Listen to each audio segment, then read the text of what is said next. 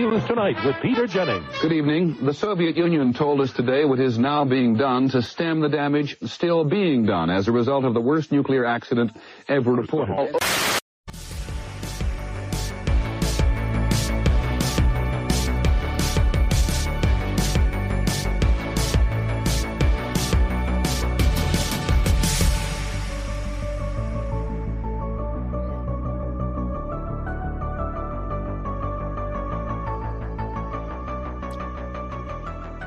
Hello, everyone. Welcome back to Gen X Lounge, the bi-weekly podcast where we discuss the pop culture today and look back at the pop culture yesterday. Mostly we just shoot the shit. This is episode 64. Jeez. I am Brian. I know. I am Brian. And with me tonight we have... You'll not see nothing like the mighty Quinn. Mighty Quinn. Who's that? Mighty. Yo, Quinn. Yo. And as you heard, the man, the myth, the legend, Dutch is here.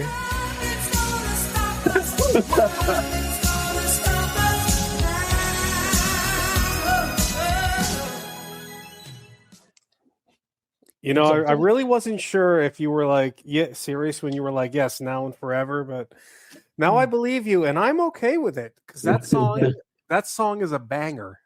It's a copyright flag every time I use it, but it's worth it. Damn it! It even made it into the Coffee and Kaiju live stream. Did the copyright strike that?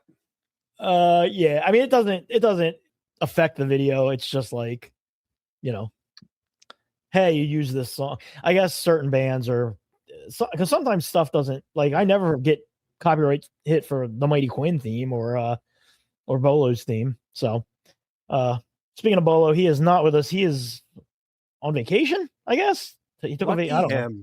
He was traveling somewhere. Yeah, he's going somewhere. North Carolina, I thought. Yeah, we'll get a report when he gets back. Safe travels, Bolo. Safe travels. Quinn, you had a trip. We'll get to that in a second. But I don't have a ton. So this could be a brief episode. When I said that, now it'll probably be 2.5 hours long. But I don't have a lot, but I do have. Do you want to feel old? Too old for this shit. And You mean on top of how old we already feel? Yeah. So, Dutch, you probably don't get this station where you live, but you may have heard it once or twice in your travels down here. But all through my youth and Quinn's youth, are the oldies, the classic rock oldies station has been WMGK. Yeah. Okay. Yeah. So ours has always been 99.9 The Hawk, okay. which So now plays Pearl Jam. yes, exactly. So WMGK, the classic rock station of Philadelphia, I saw a commercial.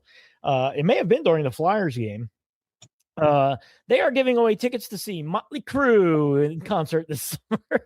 Oh God, please! How many ways can we say yes? Oh God! So there you go.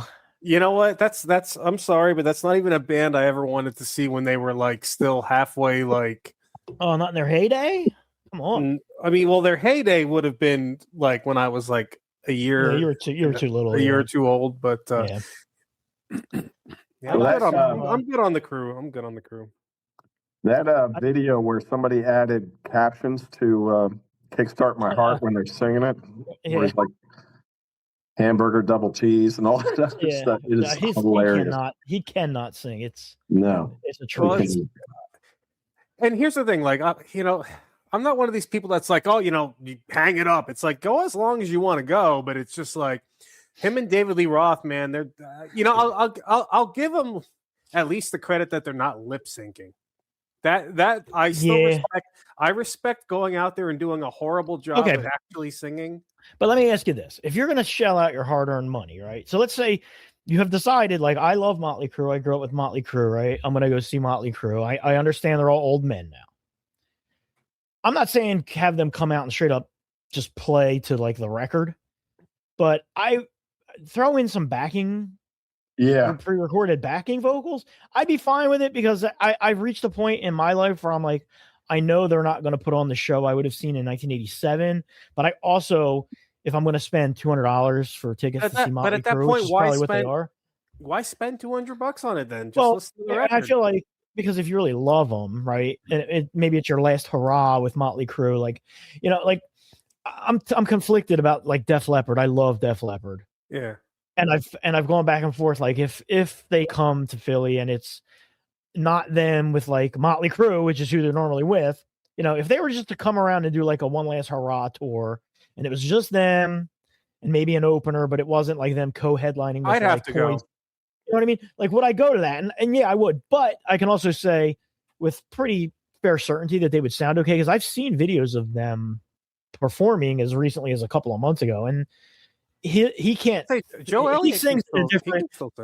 Yeah, he sings in a different like, is it an octave? Is that what it's called when you're? Yeah, like basically they probably tuned down. Okay, so that's basically what they were doing with Ozzy from like the late 90s, early 2000s up, like because like Black Sabbath starting on the third album, Master Reality. This is just to give you like an example.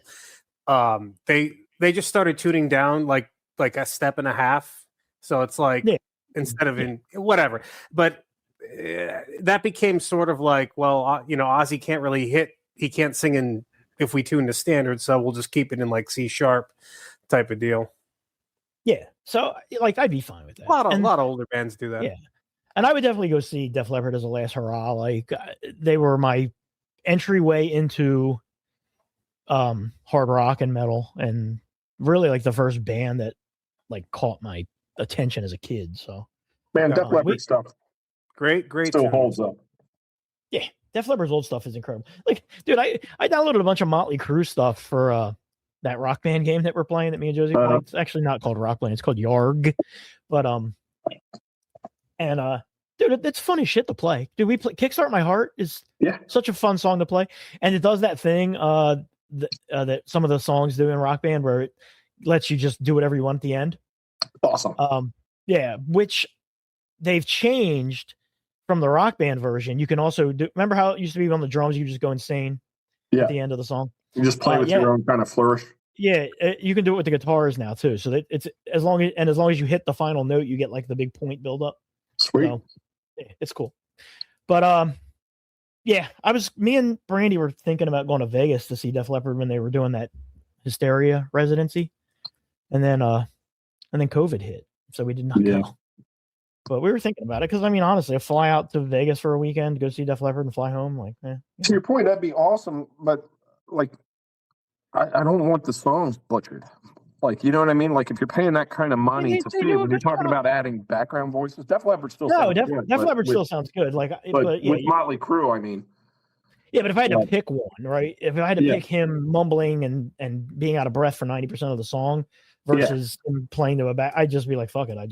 But at that point, why not just go see a cover band of them, you know? Damn it. You guys are like getting me all nostalgic and reminding me of last May because I went to see Metallica in Philly. I went to see Nick Cave in Philly. I went to see Bear McCreary in New York in the same month. That was a good month last year, mostly. Yeah, well, I got tickets to go see Somber in November. So there you go. All right. Somber at Coachella had Billy Corgan come out, and he did 1979. Did you see that? Yeah. So me and Bernie both were in queue to get Somber tickets for Josie's birthday. Mm-hmm. And I think I was like 60th in queue and she was 25th in queue. We were on the phone with each other. And she was like, I've got the tickets right on the floor, like literally standing room on the floor. Yeah. And I was like, yeah, I have them in my cart too. They were $150 each. And I was like, just get them. And she was like, all right, I'll get them. And then she was like, oh, they're going out of my cart. So then I was like, well, I'll get them out of my cart. And I was like, don't you usually have like kind of like a window of time that you dude, it's so scammy, dude. So I was like, I'll get them instead. And then I clicked and it was like gone. And then I was like, what the fuck? So then I clicked again and they were now $389. Jesus. So, what the fuck? Yeah. Dynamic pricing, baby. Dynamic pricing. Spectacular thrills. Yeah. So we ended up getting seats on the floor. So we're still on the floor. So they're still good. What's the venue? So Wells Fargo. Oh, okay. Yeah. So speaking of Wells Fargo, So Yeah, this the Flyers recording- Penguins are about to start. Yeah.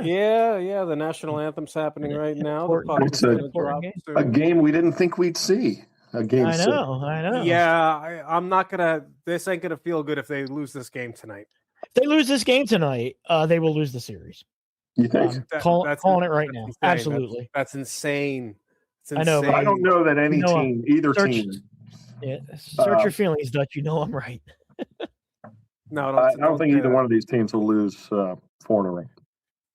Yeah, I mean, I don't know. Well, I mean, the Pens can't now, but I don't think the Flyers will either. So I still think Flyers will move on. It's worth noting that I do believe the last time this happened in hockey, that would have happened in hockey, was the Flyers doing it to the Bruins back when they made their run in 2010. Yes, the Flyers did it to the Bruins. They were down 3 games to nothing. I don't want to talk about any other teams in any other sports that have been down 3 games to nothing and been up 3 games and blown it. We're gonna stay on topic and only talk about hockey. What's funny is I didn't have the game on, so I forget which game it was, but it was just your guys' text chain talking about the game. I'm in a hotel room and I just see Brian Rust is a scumbag, not knowing what actually happened.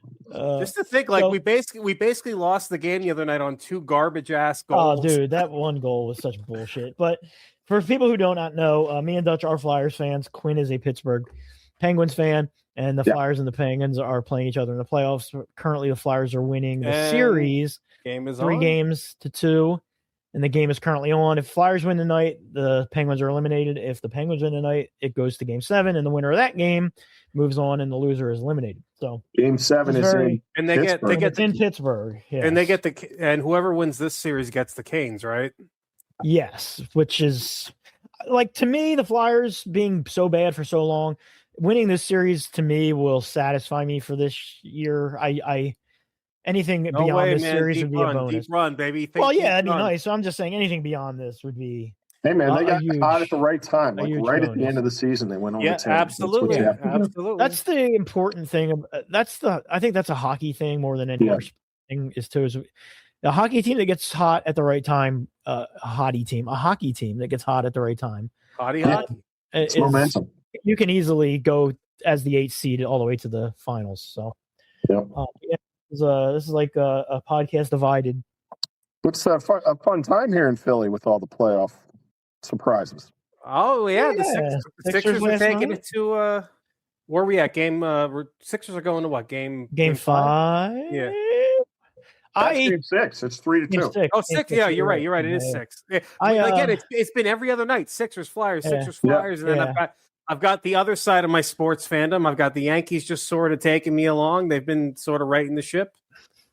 Dutch's fandom is so odd. Yankees, Giants, Sixers, Flyers. Yeah. Correct. That is correct. That's I love telling people that. That's a weird combo. I don't know how many are in that bucket. You know what I mean? How many people are in that specific bucket? Josie's best friend's dad is a diehard New York fan of every team. Mets, Rangers, Giants, I assume Knicks. That's kind of odd because most Met fans tend to be Islander fans. I in my experience. No, I've definitely seen the kids wearing Rangers jerseys. So, but is he Giants or Jets?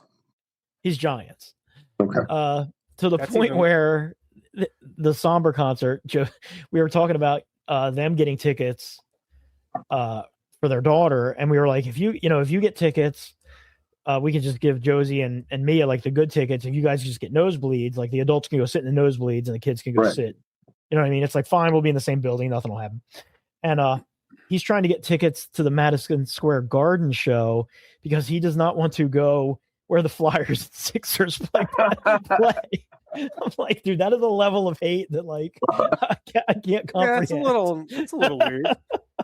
Like you're not like contributing to the team by going and watching a concert at their arena. I'm pretty sure the teams play rent in the arena. Honestly, I don't know. The guy at work was telling a story today about his buddy who bought Sixers tickets and didn't have anybody sitting next to him for the first quarter, and then like a kid in his 20s in a Celtics all Celtics gear came and sat right next to him, and he was talking about just the pure hatred that boiled up in him. Yeah. And he had to restrain. He had to get into it because he's Philly fans. He was like, "So, what part of Boston are you from?" You know what I mean? Knowing the guy is, probably from not from Boston. Yeah, probably from Manayunk. And he said the next game, the next game he had the same thing where it was, there's nobody sitting next to him, and then a lady with her 2 young daughters comes and sits down next to him, all in Celtics gear. Oh God, dude! He's like, "So, what part of Boston are you from?" I'm like, dude, it's funny. Relax, man. Let people enjoy the game. Well, I mean, since we're on the topic of sports ball, Are you ready for some football?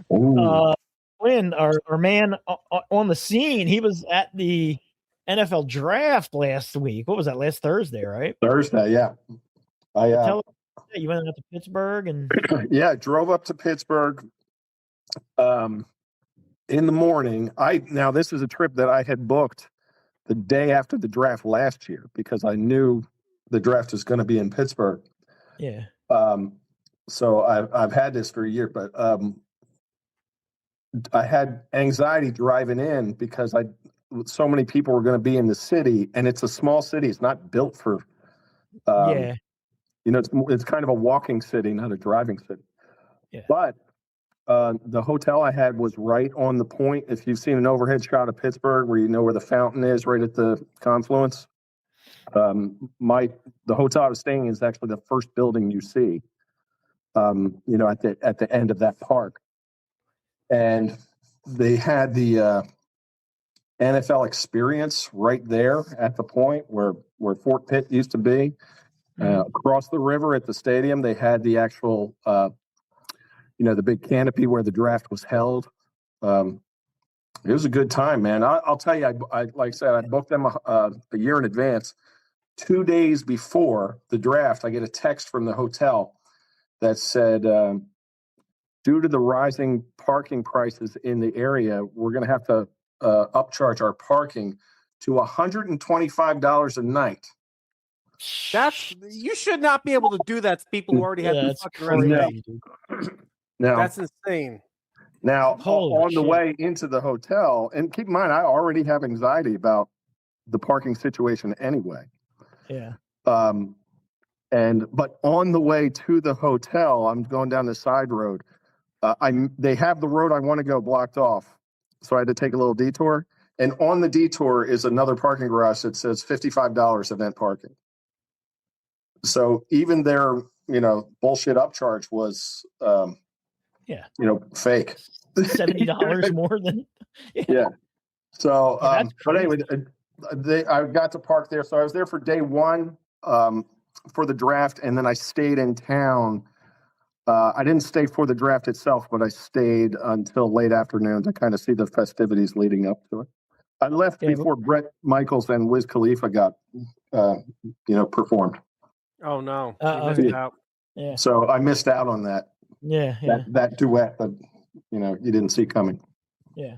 But it was really cool, man. I think they had 800,000 people there. Oh my God, that is a lot of fucking people. Over the course of the weekend, the first night of the draft, I think there were 350,000 people kind of crowded there. I got to the spot relatively early. So if you saw the overhead shots, you needed invites to get under the canopy. Yeah. But the rest of just the crowd, I don't know if you saw the overhead shots. There's like a walkway to a little stage, and I'm right against the rail of that walkway. And I was there pretty early, and there was a group of us that were there pretty much all day. So we got to know each other pretty well, what teams they root for. Most of them were Steelers fans. And boy, when the Eagles traded in front of the Steelers, I'm surprised you didn't hear the fuck on the broadcast. You know what I mean? Because we all screamed it at the same time. So we didn't learn until later that the Steelers were on the phone and that embarrassing stuff. Yeah. But they made it a double whammy because after you guys stole Mekhi Lemon from us, the Steelers drafted somebody we had never heard of.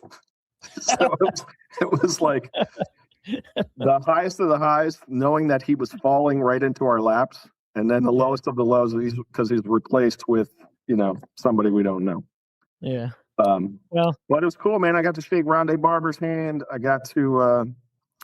I was walking behind the hotel. I think I texted you guys. I was walking behind the hotel and just looked in one of the office buildings to my right, and Rich Eisen was sitting there. Oh, that's And cool. and I stopped like an idiot to make sure, to confirm that it's Rich Eisen, and I'm like, so you're probably on one of his. We got to go look at Rich Eisen's broadcast from that night to see if Quinn is Quinn's sort of. What I'm saying is I stopped and I'm looking at him, not realizing that he is filming his show. Yeah. So I'm just standing there like a goober, and then when I see part of his show later, online, I can see where I was standing. I wasn't there at that time, but there's just people walking by normal, not paying attention. Yeah. And I'm like, Christ, I hope I'm not on TV, just standing there pointing at him like an idiot. The fucking director's like, get off that shot. Exactly. But it was cool. There were, I got to see the NFL Live people up close. A lot of the media people were at the same hotel I was.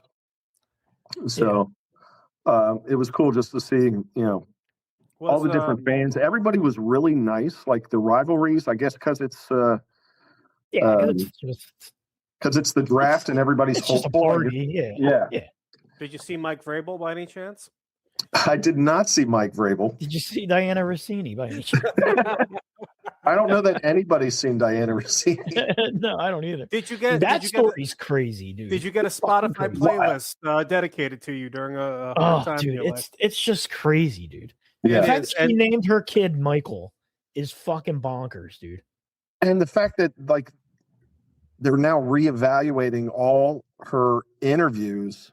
Yeah. You know what I mean? And the subsequent insider knowledge that she had. Did you see that? I didn't see all the details today, but she knew Tom Brady wasn't coming to Tennessee. Yeah. Well before anybody else knew. Well, how do you think she knew? I mean, exactly. Dude, it's crazy. And there's a part of it that bothers me a bit because there's a very sexist component to it where it's her career's over and he'll be fine.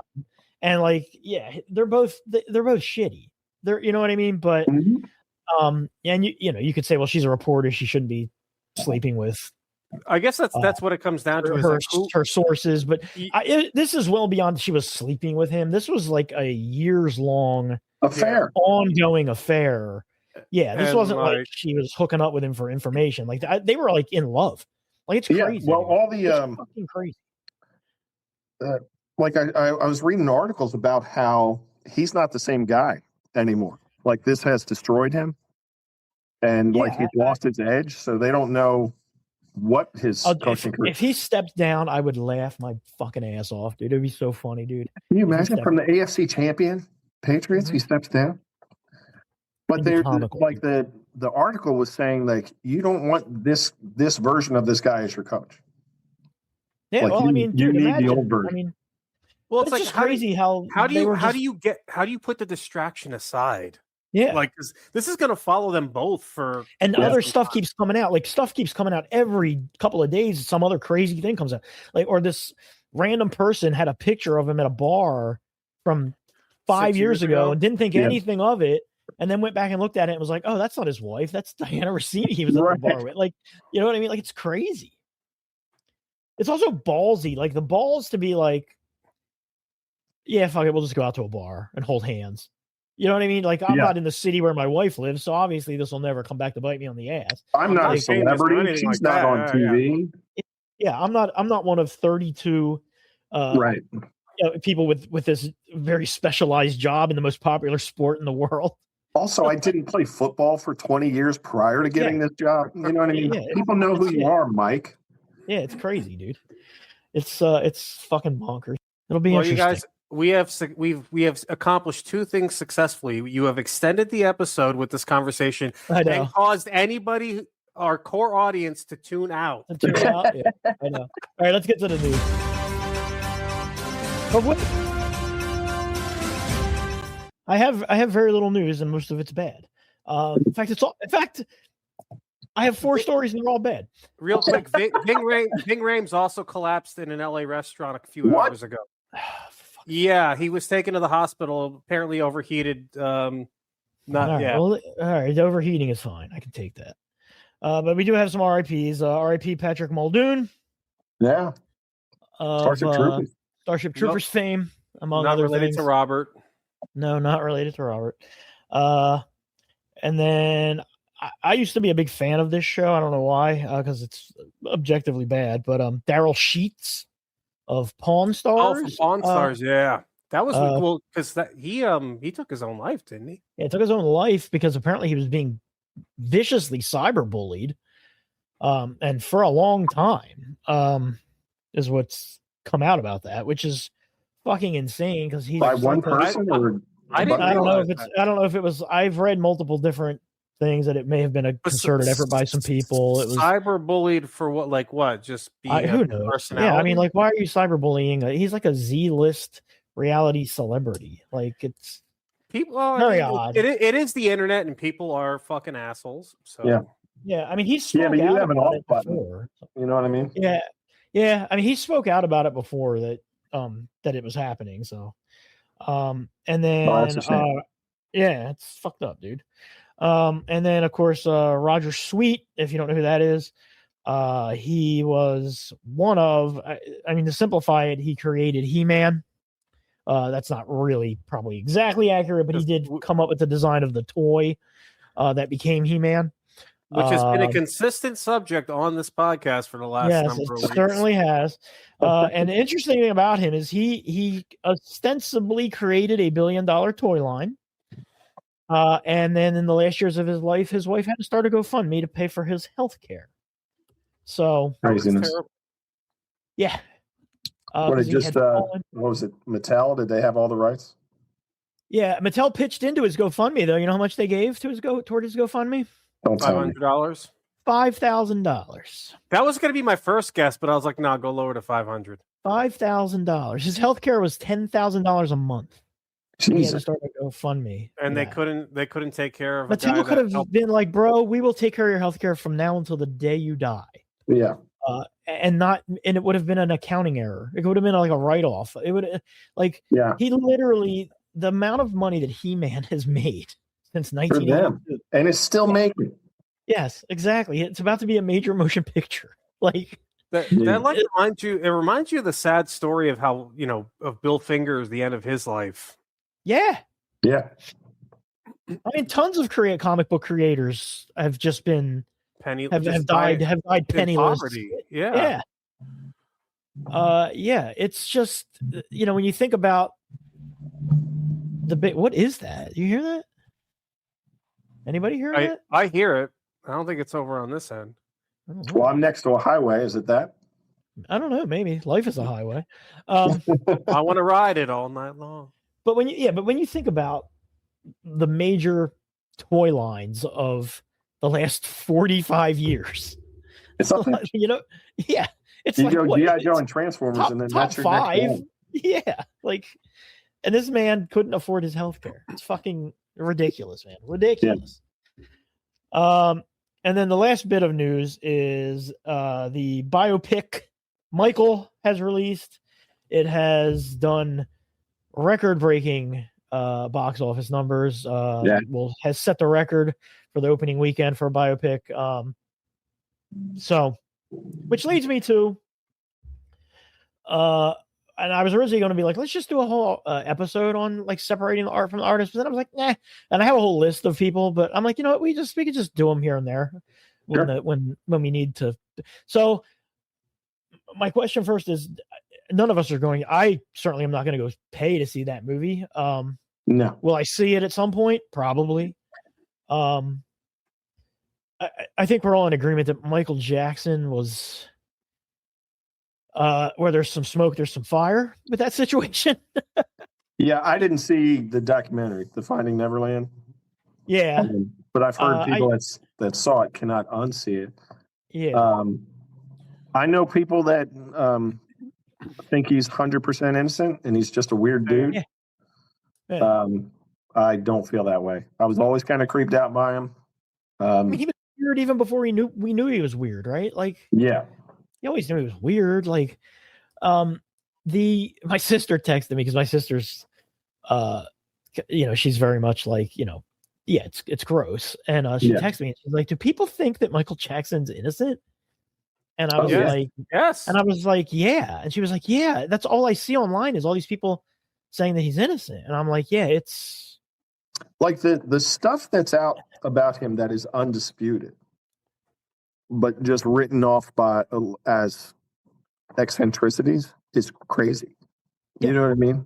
Like yeah. If you have to if love Michael Jackson to believe it was fine. Yeah. You know what I mean? If you look at the list of items that were in his room when he died, or look at the photos that the police took of his room when he died, I've not done that. It's not normal stuff. And like, if you read some of the stuff that the police collected when they were investigating him back in the day, it's not normal stuff. And like, sure, maybe it's legal to have, but it doesn't, like, apparently there are books that you could buy and these are perfectly legal books to buy. And I don't know if they're meant for painters or for people who do art of books of naked kids. And like, he had those. And like, and I guess it's, like, if you're saying those that's innocent. Yeah. Then I you guess must really love Michael Jackson. Yeah. If it's technically legal to own that, okay. But like, who owns those? Right. Like, I didn't know that those were a thing. Yeah. He's not a painter. No. That I know of. Him having photos of naked men, but having cut out pictures of children and put it on the naked men's face over their heads. Really? Like, that's not a yes, this was all stuff found in his room. Like, that's not normal stuff to do. So, okay, like, there's no one has ever come out and convinced the jury that he did the things he's accused of doing, but there's a lot of weird shit there, so, which leads me to my art versus artist. Yeah. Because I think he's disgusting. But I'm not gonna lie. Those songs slap. If Billie Jean pops up on my playlist, I don't skip it. You know what I mean? Right. And maybe I should. It was actually on yesterday. Yeah, and maybe I'm a hypocrite, right? Like, I'm not turning off Smooth Criminal when it hit. Yeah, that's what I'm saying. Like, will I go see this movie? Fuck no. Will I ever defend him? Fuck no. I think he is probably everything that he is accused of being and possibly more. And it's disgusting. And I think if he were still alive, he would not be getting I don't think he'd be getting the benefit of the doubt that he gets now.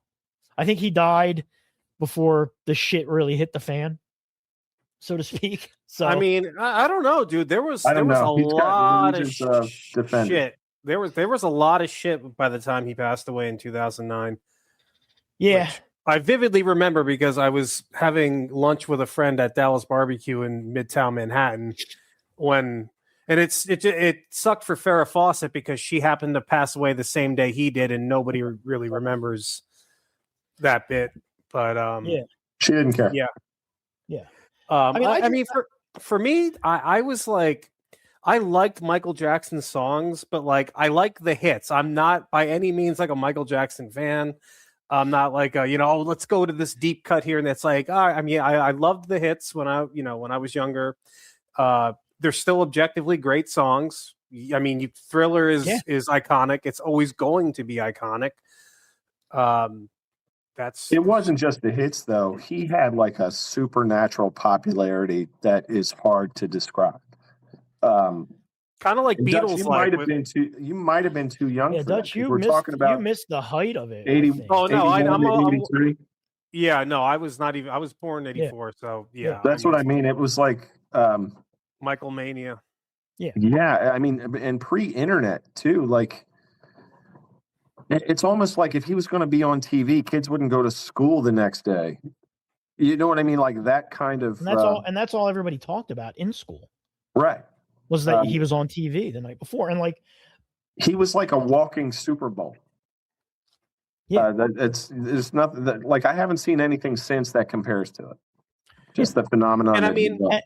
and we talked about it on this show before. Like, it's because our world was smaller as far as like the media that we had to consume, and like Sure. him putting out a video made the fucking news, and we all watched the news because the news was only on 3 channels, and everybody watched the news, and Right. you couldn't escape it. He was there. He was a constant in like day-to-day life. Whether you listened to him or not, you knew who Michael Jackson was. You know what I mean? And Right. it didn't matter what your genre of music was. You knew who he was. And look, I understand, like, he had a terrible upbringing, and his father was a horribly abusive person, and he dealt with racism and all of that shit. I get all that, but you know, it doesn't excuse the things that, you know, he probably did. Yeah. So, but my love of his music kind of ends right after Thriller. Like, the post Thriller stuff, like Smooth Criminal's awesome. You know, Bad is so bad it's good. It's so silly when you like, actually listen to the lyrics of Bad. It's just like, what the fuck is this? Yeah, it's awful. What was the video? that gave us the Weird Al version. Come on, which is better. What's the video where at the end he just smashes a car for like 5 minutes? That's Black or White? No, Is that's not Black or White. No, it's not Black or White. But I remember that debuting on primetime and everybody in my house stopping what we were doing and putting that on. You know? The Way You Make Me Feel had a big release. I don't know if that's I don't remember if he smashed a car on that. And even at the end of that, like, that was, but by the time Bad came out, it was well established that he was a fucking weirdo, you know? Yeah. Yeah. It had faded. That atmosphere that I was talking about had faded by then. He was still a mega star. But I was going to say, like, he had a big career in the 1990s. He had hits like that's absolutely. My introduction to him was pretty much his late 80s, early 90s career, and like Black or White was like that was Dirty Diana. That song Dirty was Diana. that video was always on MTV and you know shit like that. So the Free Willy song, come on, yeah. The Man in the Mirror. Yeah, Man in the Mirror. Yeah. And like I said, all those songs are good, but like that, you know, Thriller was a different beast entirely. Yeah, like Thriller, you know, owned, you know, a good 2 or 3 years of pop culture was just Michael Jackson. You know, I think I told you I paid money to watch the video. Yeah, yeah. You know what I mean? At school fairs and stuff. Yeah, which is you just put a quarter in the machine and that's like no, like they would they had it on tape and you would pay them $1 or something to go in and sit and watch it. And they just rewound it for the next person. You know what I mean? That's fucking crazy. Yeah. Yeah, man. Like, you guys didn't have MTV? Like, it was a simpler time. Well, they had MTV, but, you know, you didn't know when it was coming on. Yeah, you had to, yeah, exactly. Well, so unless you're going to sit around and watch MTV for hours waiting for MTV, which people did. Yeah, you know what I mean? did. Yeah. Yeah. But MTV didn't play the full Thriller video all the time. They would also play just the music part of the video. They wouldn't do like the movie that starts it, and so you know, so or he's eating the popcorn. Now it's a meme. yeah, now it's a meme. Yeah. So that's art from the artist, and you know, I know it's bad. I gotta give him a pass. I mean, for his music, I'm not gonna turn off his music. You know, I'm not gonna go. I'll tell you, I'm halfway. It depends on the song. Yeah, like there's some songs I won't turn off, but if Bad comes on, I'm skipping it. But there are some I'm absolutely not going to skip. Well, there's for a future episode, there is also an art from the artist connection with Thriller and Black or White, and that's John Landis. Oh yes, you want to talk about? Don't you worry. We want to talk about the fucking the Twilight Zone tragedy at some point. He's a piece of shit. Unfortunately, it's another unfortunate case because he directed Coming to America. Yeah. I'm sure as shit gonna watch Coming to America. John Landis has directed like some of my favorite movies, like American Werewolf in London, fucking Animal House. Come on. But he also indirectly murdered 3 people with a fucking helicopter. So, but yeah, that can be an ongoing thing. Dutch, you got to come up with some kind of art from the artist, a little jingle or something for us. That can be all right. That's your home. Is that my assignment? That's your homework, yeah. For our art from artist section, because I've already got a solid list. Because honestly, like growing up, especially Gen X, there's a lot of people we loved that now you look back and you're like, oh boy. Yeah. I don't think you need new music. Just play like the Cosby Show intro. Just that kind of jazzy. No, man. He's on my list. He's He's on the list too. Believe me. There is still a television station in this country that plays reruns of the Cosby Show. I know. That's another one. Like, dude, I'm like, look, if I see that it's coming on in 15 minutes, I'll be like, oh shit, let me go grab some chips and plop. Like, but if I come across it, I'm probably gonna sit there and watch it for a couple minutes. if a clip comes up on my YouTube feed, I'm 100% watching it. Because that shit's funny. Like, I mean, he's a fucking monster. Show. Yeah. But I don't know. All right. We didn't know he was a monster back then. He was America's dad. Yeah, which makes it worse. Yeah. So, all right, let's do some trailers because there actually are a good amount of trailers.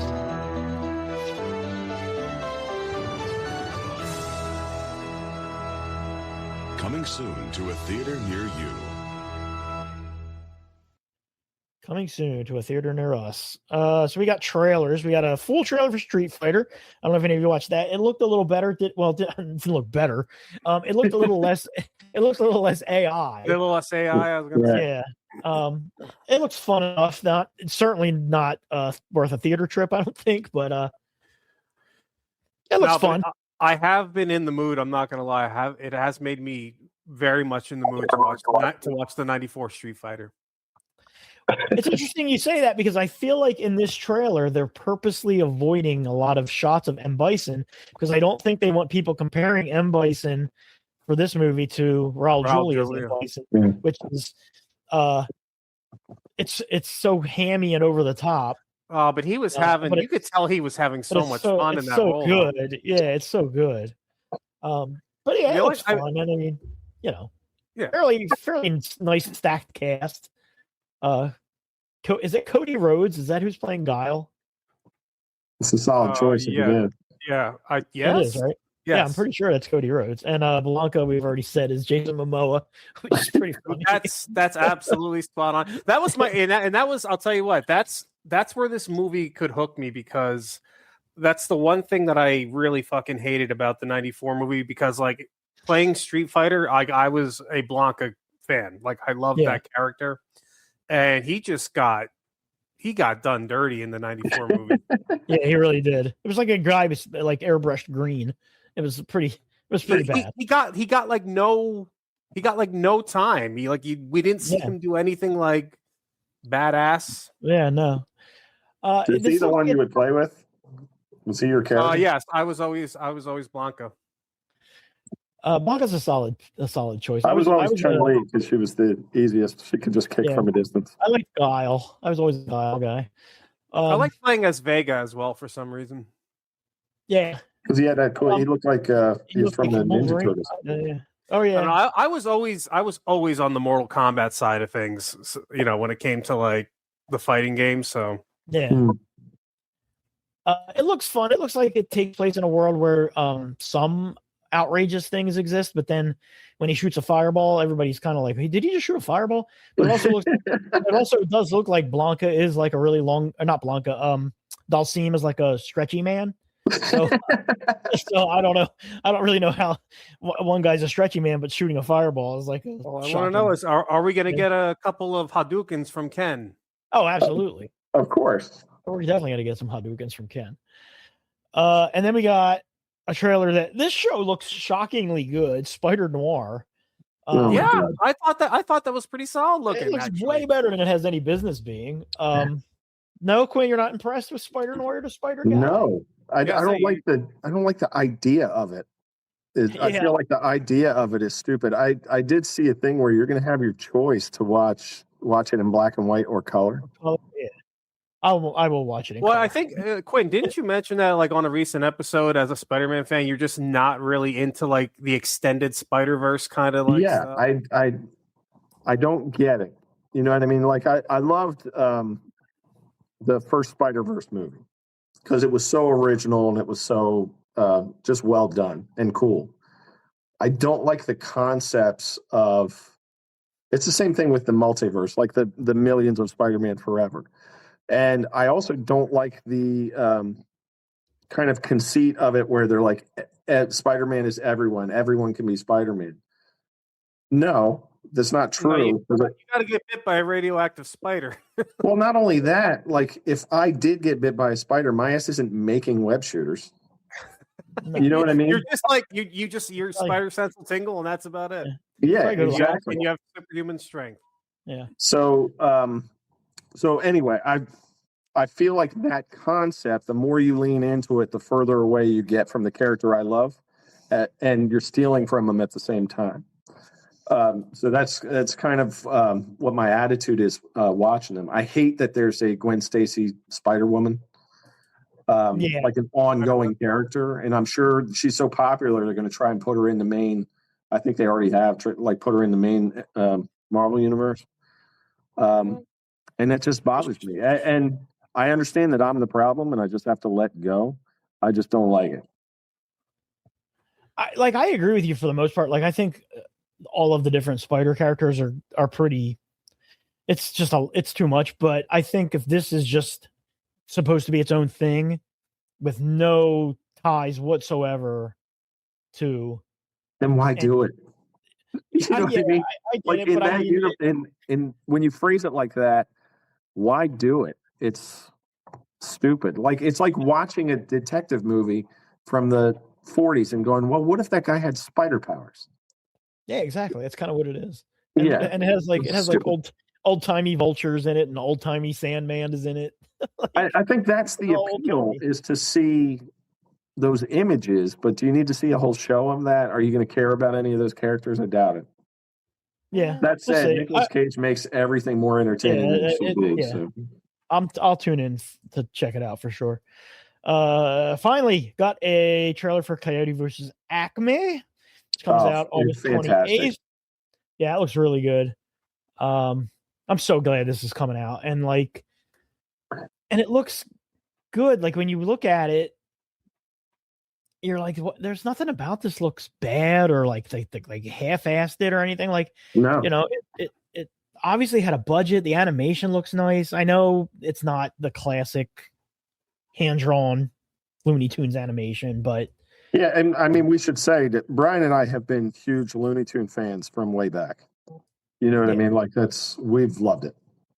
Yeah. So this Leghorn being like an evil corporate type is so awesome, dude. Yeah.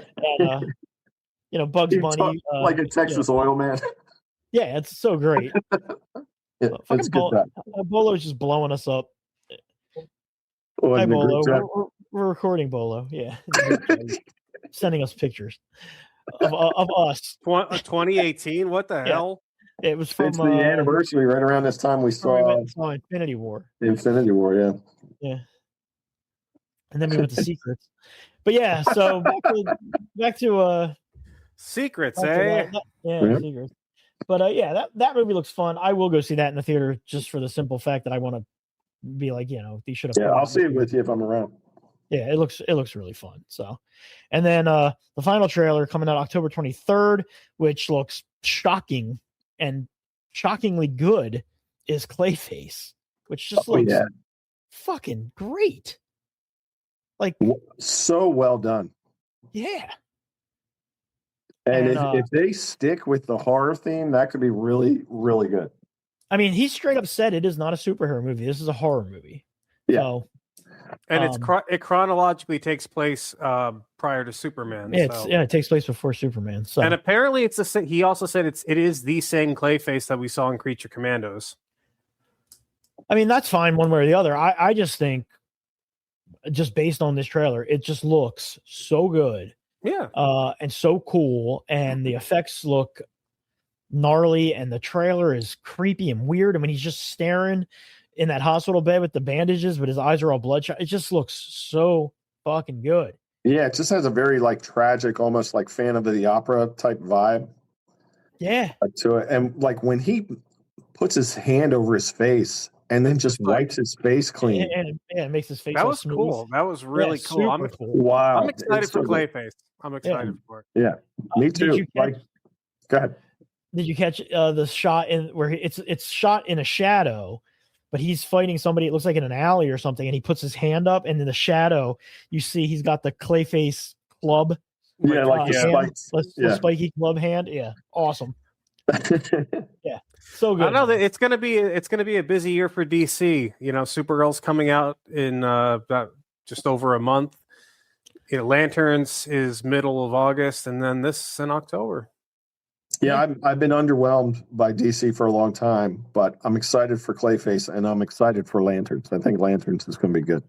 Yeah, I think Clayface has taken the number one spot for the DC stuff this year for me. Like of the stuff I'm based on that trailer, yeah.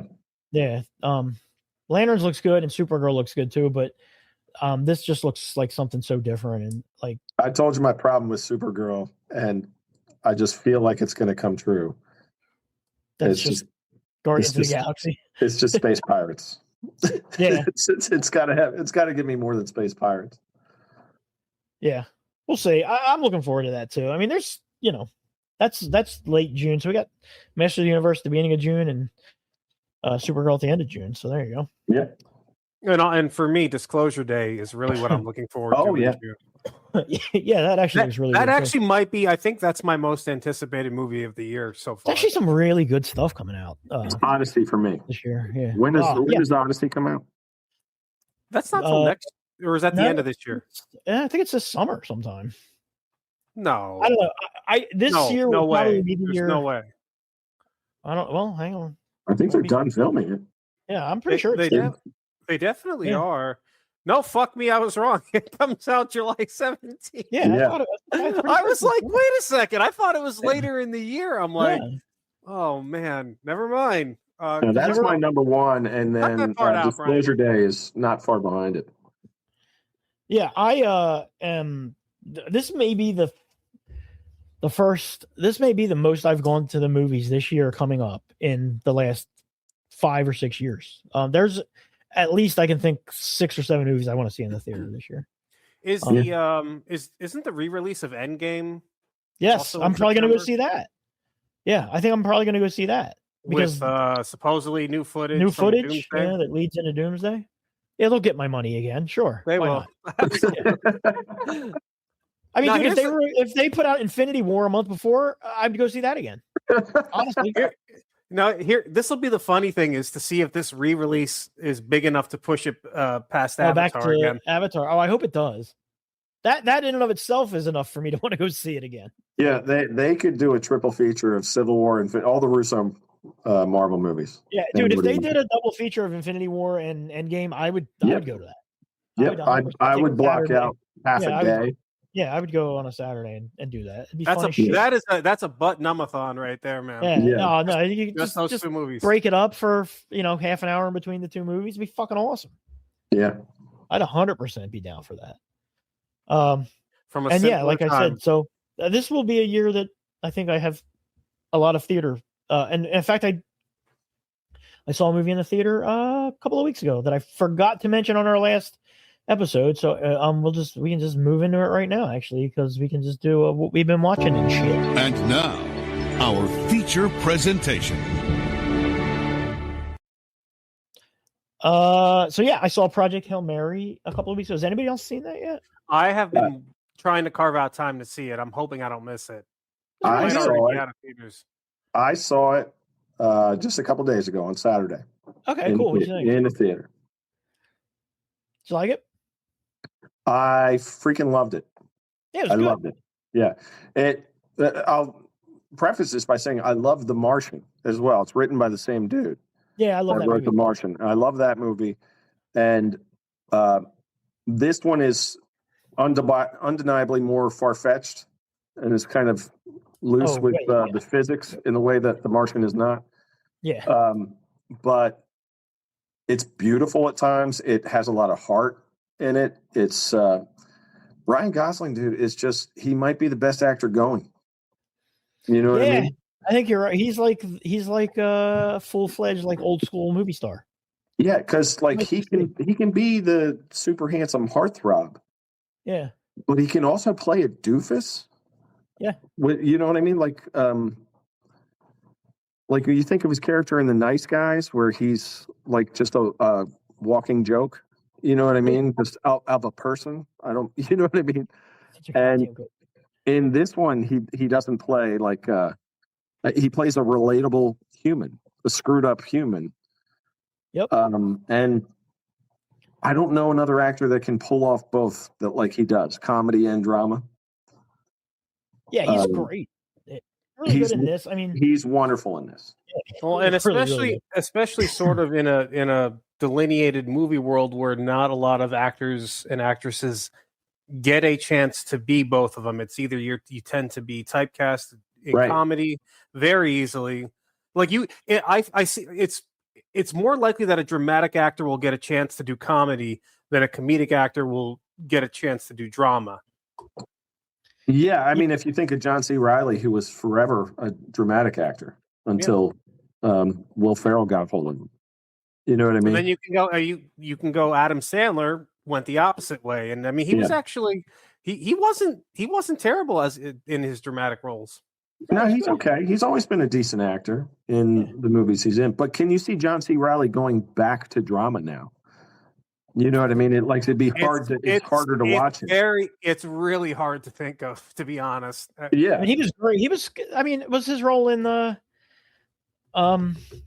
fucking the Lakers show? Winning Time. Winning Time. That was Jerry Buss. Has my favorite fucking thing now. Fuck Boston. Fuck Boston. Man, God, that every time that show should still be going on. It was so good. It sucked at the kids. Really well done. But yeah, back to the movie. Yeah, I mean, like I said, I have no real complaints with it. I felt it was a little long, but I mean, you know, it is what it is. But all in all, it was really good. It was funny. It was touching. It was really good. It's uplifting at times. It's really, in addition to being like heartfelt, like just visually stunning at times. Yeah. Oh yeah. It was beautiful. A lot of the stuff was, really cool. And like I don't know, right? I don't know any other actor that could have pulled off the comedy of that. As well as Ryan Gosling. I can't think of anybody else in that role. Yeah. He was just casually funny. Like the way he was so casual with Rocky. Like almost that's what makes him so good of an actor, though, because he's not like Ryan Reynolds, like look how funny I am of a guy. He's just naturally like a funny guy. Yeah. He really is. Yeah, so like when it goes from being like a dramatic moment to a funny moment, it doesn't seem like he's putting on a funny act. Right, his dramatic face. Yeah, right. It's just he's just good. He's just a good actor. And he's not when he is playing a character that's not cool, he is not cool. You know what I mean? Exactly. Yeah. Like Ryan Reynolds can play somebody that's not cool, but he's still cool because it's Ryan Reynolds. Yeah, exactly. Yeah. So I liked it a lot. A lot has to do with Ryan Gosling, and he's really, for most of the movie, it's a one-man show. I mean, there's other folks in the flashbacks, but it's really him. A lot of it is just him and a CGI construct. But good. I give it an 8 out of 10. I think. That's about where I am as well. I really enjoyed it. I'm glad I saw it on the big screen. Yeah, same here too. It's worth seeing on a big screen. Now I will say I was in it was the Danbury Theater in like Circleville, Ohio, or something like that, and it was the smallest big screen I've ever seen. Like really? You're in a regular sized theater, Brian, but the screen was not much bigger than the one in your basement. Oh, okay, nice. You know what I mean? I took a picture of it. I'll send it to you. It's pretty wild. That's funny. And then keeping with the space theme, I mentioned For All Mankind, I think last episode.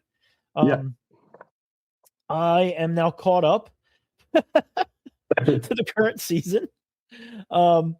It's like I think I'm done. I think I'm on the fence whether or not I'm going to finish the show or not. I think I may finish it at the end of episode 3 of this current season. Because to me, No, well, because here's the show. The show starts in the 60s, and it's now 2012 or 15 in the show. Mm-hmm. Most of the characters that have not died, or have aged up. So, like Joel Kinnaman is the main character when the show starts. He's still in the show. He's 80 years old. Right. When he dies in the show, to me, I feel like that's where the show ends. Like I've kind of made that like as I've been watching it, I've been like, I think the show will end with him dying. Right. And I do know, spoilers, that he does die this season. And I feel like at that point, depending on how much I like what's going on, because I don't really care for any of the newer characters. Yeah. I may just be like, okay, well, watching it from the perspective like that of a show that goes from the 60s to it's really interesting, and like having the characters age is really interesting. And this show fucking kills their characters, like beyond what Game of Thrones. I mean, they do not give a fuck about killing characters. Oftentimes in gruesome ways. Because space is brutal. The space stuff is really cool. The sci-fi stuff is really cool. It gets a little soap opera-y. Like Brandy keeps on. It's like, are you watching your stories? Because it is a little soap opera at times. Like honestly, it's kind of like in my head I keep calling it Melrose Space because it's like an outer space Melrose Place. Yeah. It gets good reviews. Yeah, I mean, there's the girl who plays Margot, who's one of the main characters, and she starts out in the show as the protege of Werner von Braun. Okay. Who is the Nazi who famously ran a concentration camp and started our space program. Right. So she's like his protege, and she's like maybe 20 or 21 when the show starts. She's now, in her 80s as well. And the makeup and stuff that they give her is pretty impressive because she's only like 40 years old. So, it's good. Can I recommend it? I don't know. It's, if you want to put the time commitment into it, right, it is good. And it's like interesting seeing this alternate world, how it plays out. Like by the 80s, people are driving electric cars, but also certain things but they're also still listening to records in like the 90s, like vinyl albums, right? Listen to music. So it's just a lot of stuff that's interesting like that. Some of the presidents are real actual presidents that we've had, like Reagan gets elected, but then Al Gore gets elected later on. And Al Gore does when Al Gore famously said he invented the internet. Yeah. There's a subplot in this where they discover this NASA and Russia and discover this asteroid circling Mars that's full of highly valuable minerals. And the whole plot of that season is to we're going to get to this. We have to get this asteroid into Earth's orbit so that we can mine it. And Al Gore goes on TV and's like, when I discovered that asteroid, it's just like a funny, you know what I mean? So it's like things happen. That somebody really playing Al Gore? Or no, it's actually Al Gore, and they overdub. They'll just have him on a TV in the background, and somebody will be doing his voice. But it's so funny. It turns into this whole thing where the Russians are like, how dare he say he discovered the asteroid? So did 9/11 happen? 9/11 did not happen. Okay. The Oklahoma City bombing happens, but not in the same way, and not in Oklahoma City, but something almost identical to it happens. Right. So certain things happen similarly, but other things don't happen at all. So interesting. It's good. The Apple sci-fi series is I've heard are awesome. I did watch the first couple episodes of Foundation and I stopped, but I liked it a lot. Production value was very good. It's fun. Here's another spoilery thing, but I don't think it really matters. But throughout the I think it's the third season, they're trying to get to Mars, and it's a race to get to Mars. It's like Russia, the United States, and this private company called Helios, and who's going to get to Mars first? Who's going to be the first person to set foot on Mars? And it also keeps referencing North Korea has just been shooting up these unmanned drones, and they're like, you got to avoid the drones. It's like space debris or whatever. So the season opens up, or the end of season 2 ends with someone setting foot on Mars. You don't see who it is. You just see the boot come down. Okay. So, like 2 episodes left into season 3, there's this emergency where they need to get this computer panel to fix their ship because they're on Mars. A whole bunch of other things have happened, but they're like, of all the space junk that's there, an unmanned North Korean drone there that has the piece that you're looking for. So if you drive your little lander out there to get it, and go get it. So they go out there to get it, and they turn the corner, and there's this fucking crazy North Korean dude with a gun that's been there since like before any of them have gotten there. He's got like a full beard and mustache under his space helmet, and he's holding a fucking pistol. And he was the first one on Mars. He was the first one on Mars. So did all those unmanned they were actually manned? I don't know if they all were, but his was. Him and another guy were in it. The other they were guy just shooting them up until they finally got one. Yeah. No way of reaching out to him once he got onto Mars. And the funny thing is, like, he's still on the show. Like they Right. end up rescuing him, and now he's on the show. Mars now is like colonized. Like him and his wife run a shop on Mars or something. So it's pretty fun. Are you caught up on Daredevil? I just watched the last episode tonight. I didn't see the one that came out today, but I'm caught up. I'm caught up prior to that. So the last one did finally have Jessica Jones, which may have just been a cameo. No, she's in this one too. All right, good. Yeah, and a Luke Cage name drop in this one as well. Well, they have their daughter on the show. Yeah, but I mean, he's referred to by name, which is nice. So yeah.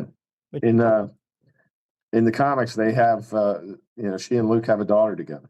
Yeah, it's the same name. That's Danielle. The same. Yeah, name it's as Danielle. So that's cool. What about you? Anybody watching anything of note?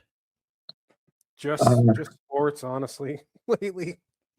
Yeah, it's been a lot of sports lately. I can tell you, the podcast I listened to just did a 4 or 5 part series on the history of the samurai, and which is really fascinating. And then it made me start playing Ghosts of Tsushima again. Oh, that's always good. I should play it again too. That's what I've been doing in my off time. Very rare off time. I've been killing a couple hours with that. Did you watch 28 Years Later, The Bone Temple? Not yet. No? Not yet. Worth watching? Yeah, me and Brandy watched it. It's considerably different than the 28 Years Later. More of a horror movie? No. About equally horror, but more horrible things happen. But they're done by humans, so of course. But it's worth it because like I said, there's a scene where Rafe Fiennes just fucking axed his balls off to an Iron Maiden to the Number of the Beast by Iron Maiden on vinyl. That is fucking bonkers beyond belief. It's one of the most bonkers things I've ever seen in a movie ever. Well, I think I was telling you in a text, Ray Fiennes is so underrated, dude. He is amazing in everything. He's so good. He's I guess the main character of this one. Samson, that the giant penis zombie that he is also one of the main characters in this one. Really? Yes, which is very. Dutch is laughing because he has not seen 28 Years Later. And the giant penis. Starring Samson's penis. Samson's penis. Yeah. Yeah. So, but that's the true horror of the whole thing. But it's good, and it's got a very open ending, and I hope they actually do the final one because you do finally get to see the guy from the first one. Oppenheimer. Oppenheimer's Cillian Murphy. Cillian Murphy. Robin Oppenheimer's there. Yeah. Is Aaron Taylor Johnson in this one? He is not in it at all. The boy is, the son. Yeah.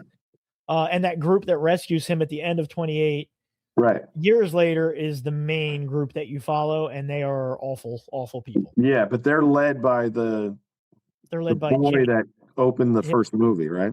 Yes, and they're called the Jimmies. And they're named after that Jimmy Savile, who is Yeah, the child molester, right? Yeah, you want to? Yeah.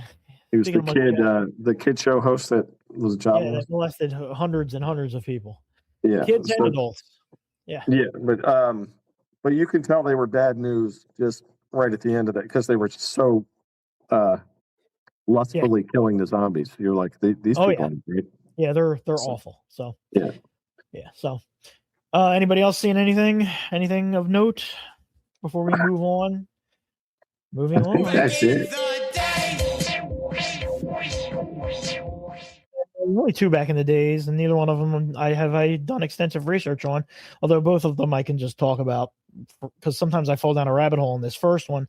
But as of today, which is still April 29th, we are 40 years since the Chernobyl disaster, which actually happened on the 27th of April, I want to say. 26th or 7th of April. So I thought that was of note. I don't have any notes on that. That's one of those things I just fall into a rabbit hole occasionally and read about. Yeah. But, Did you watch the HBO miniseries on it? I have watched the HBO miniseries 3 times. It's amazing. It really was. It was great. Yeah, it's downright disturbing at times. It's Band of Brothers level good, I would say. It's really, really well done. I like it a lot. I think it takes some liberties with things. But as a miniseries, it's excellent. If you want to, if you just want to learn the basic facts of what happened, you could definitely do worse. Yeah. That's one of those things that I'll just fall into a YouTube rabbit hole too, because there are so many YouTube videos of just what happened with Chernobyl. But yeah, like I said, it was April 26th is when it was. So speaking of Chernobyl, did you see that they're going to reactivate 3 Mile Island to power data center bullshit next year? Oh, that's just what we need. That sounds great. That sounds like a wonderful idea. It's what could possibly go wrong? All the way around. It sounds like a wonderful idea. Yeah. Yeah. So if you haven't seen Chernobyl, it's definitely worth watching. It's rough. It's a rough watch. Yeah. Jared Harris is fantastic in that movie, in that movie series. Yeah. I had no idea that was Richard Harris's son. Did you know that? Yeah. No. He's Richard Harris's son, Jared Harris. And once you hear that, you can see it. Huh. But yeah, that was wild. I've liked him for a long time. He played Moriarty in the Guy Ritchie Sherlock Holmes. Yeah. Oh yeah, what am I fucking? He play Moriarty. Barry Keoghan has a small part in that. Yeah, he's a good actor too. Yeah. Who's the guy? Stellan Skarsgård is incredible in it. I think is it Emily Mortimer? Yeah, she's not a real person. Everybody else, a lot of the people are. Emily Mortimer is definitely a real person. Yeah, she's a real person, but the character she plays is not a real person. I thought you were talking about what the fuck are you talking about, dude? This just in: Emily Mortimer is AI generated. Always has been.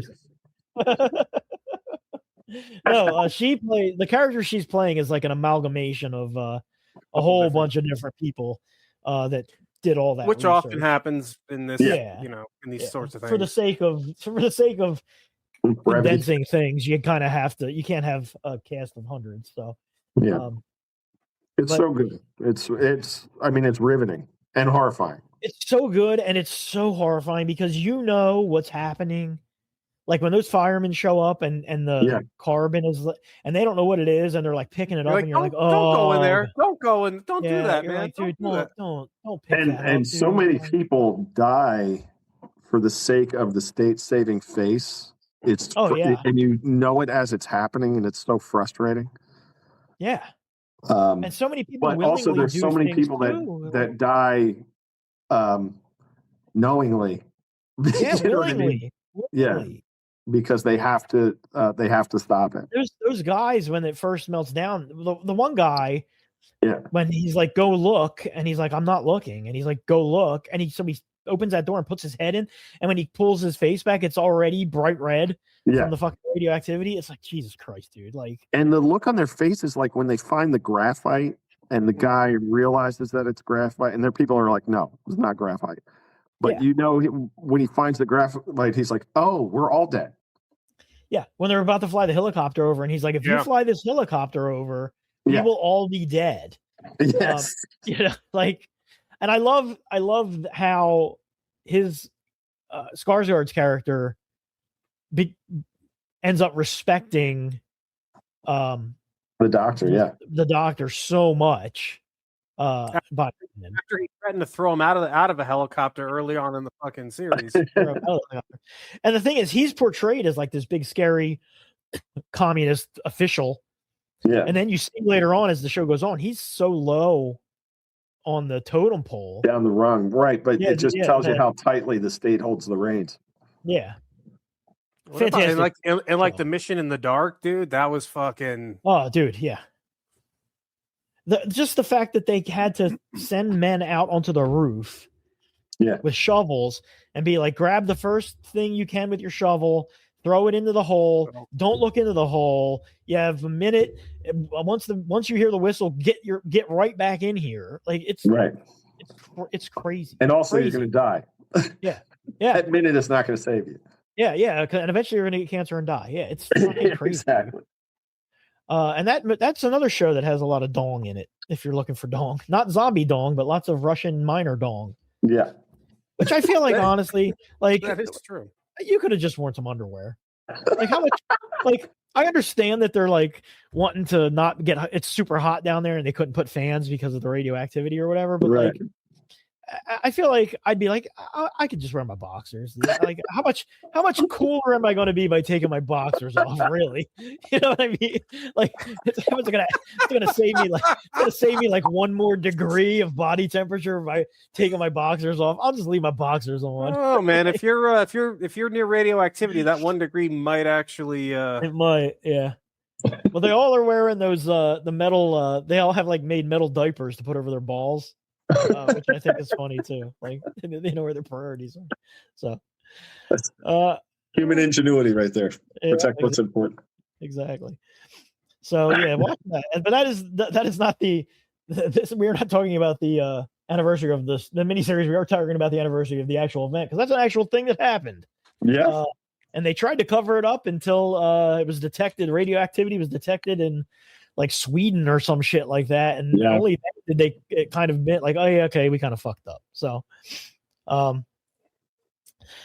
yeah, and then we also have another anniversary, which is of course the big 1956 anniversary of the Americanized version of Gojira, which is known in America as Godzilla. Right there, baby. Yeah, baby. Came out April the 4th, 1956. What? I don't know. Was that like a premiere date or? That was its premiere date. I apologize. If you don't know the story of that movie, it's kind of interesting. Dutch, give Quinn the story. Well, Quinn, the story of Godzilla King of the Monsters. Not the actual plot of the movie, but the story of how the movie is told. Okay. Well, real quick, I just want to say that was the most casually nerdy thing I've ever witnessed was you guys quibbling over the release date of the movie from 60, however many 70.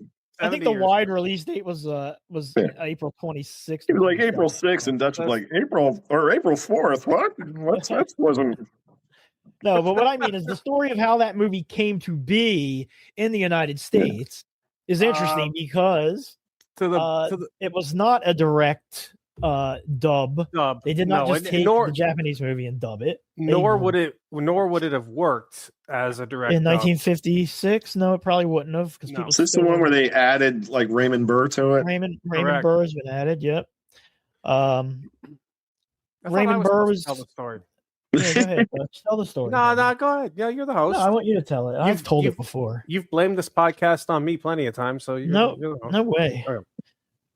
Well, Quinn, and for anybody listening that gives a shit and doesn't know the story, Godzilla 1954 came out in Japan in the year 1954. Was brought over by, I think, was it Edmund Goldman was one of the guys' names, and Jewel Enterprises, I believe, was the yeah. Well, Terry Morse was the American Terry Morse director. directed it. Yeah, Guys, was the American come director. Okay. For whatever reason, they decided to insert scenes of Raymond Burr like he's an American newsman who's on a layover in Tokyo to see his friend Dr. Serizawa, who keeps blowing him off and coming up with excuse after excuse not to have dinner with him, despite the fact that he's on a he's on a layover, or was he on his way to Cairo? Or he was on his way to Cairo, yes, and then to Tokyo.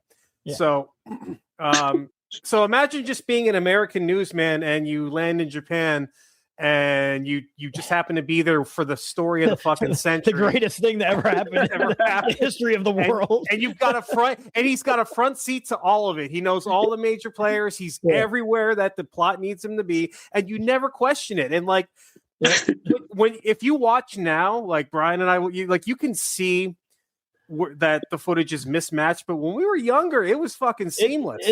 They did a decent job. Like in a scene where he'll be talking to Emiko, who is in the Japanese version, she might have a bandana wrapped around her head.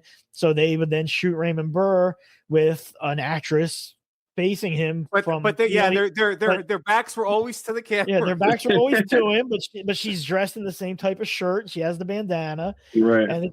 And it's the same actress. And also the thing that's interesting about this is that they didn't dub a ton of it.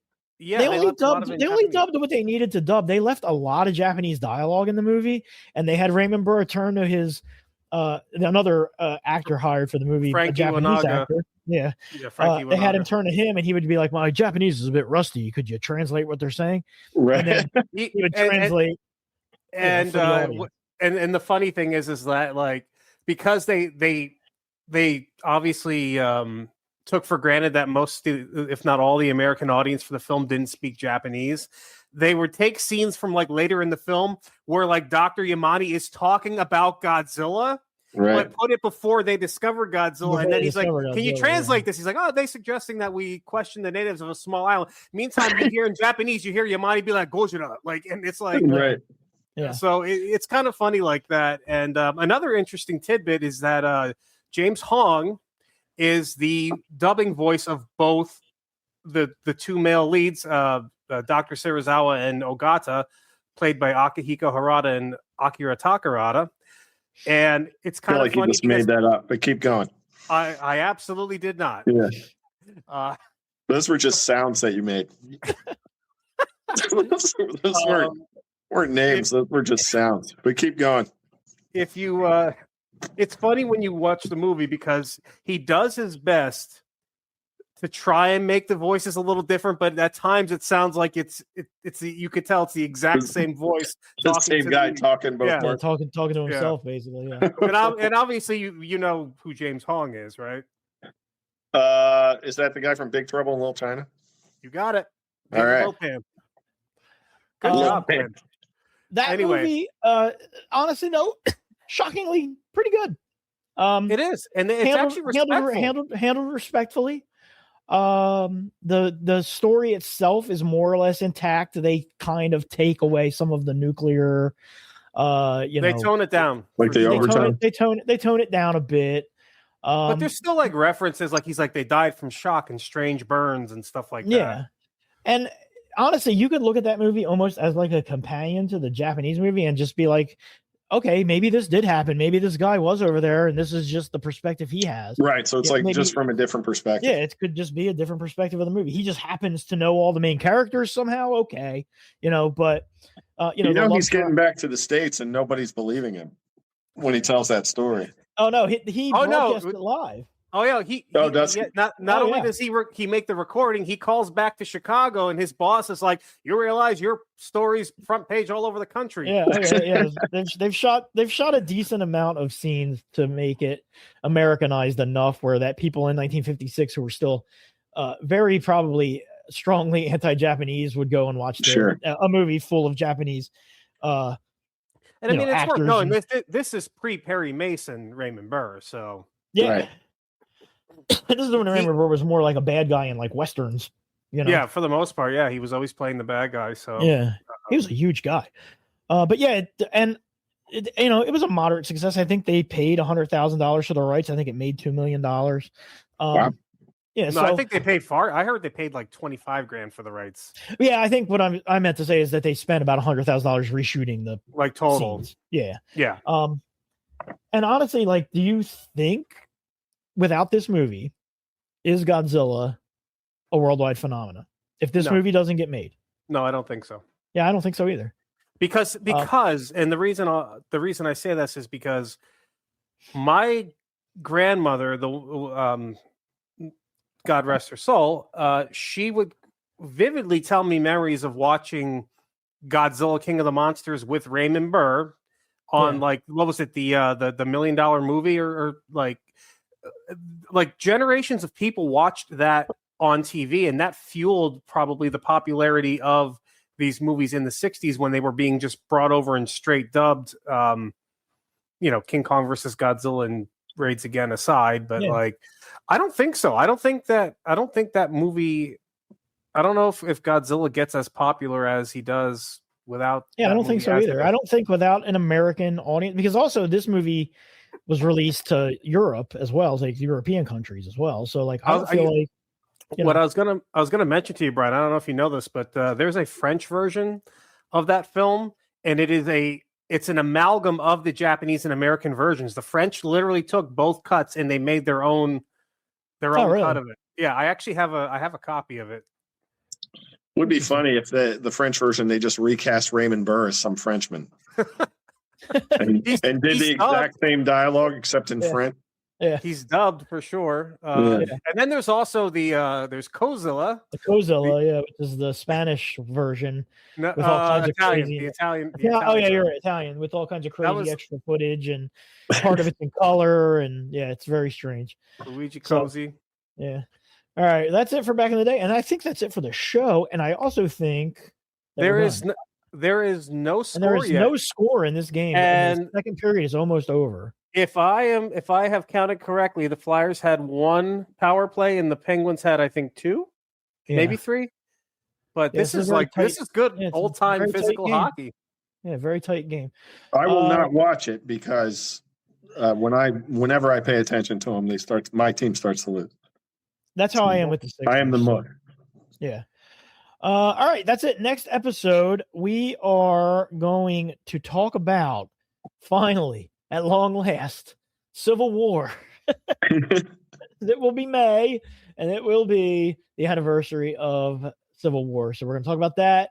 And I don't know what else we're going to talk about. Well, I'm sure we'll talk about something. Hopefully, we're talking about Captain America: Civil War, not the recent movie. Not the actual. No, oh yeah, not that Civil War. Or the actual Civil War. Or the actual Civil War. We could have a history episode one day. Sure. We'll talk about the actual Civil War. Yeah. Or the pending Civil War. Who knows? There's all kinds of.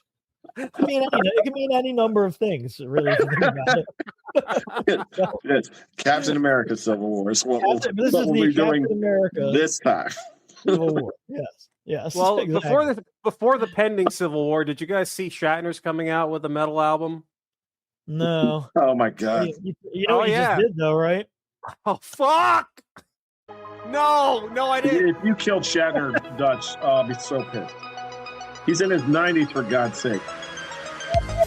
Out.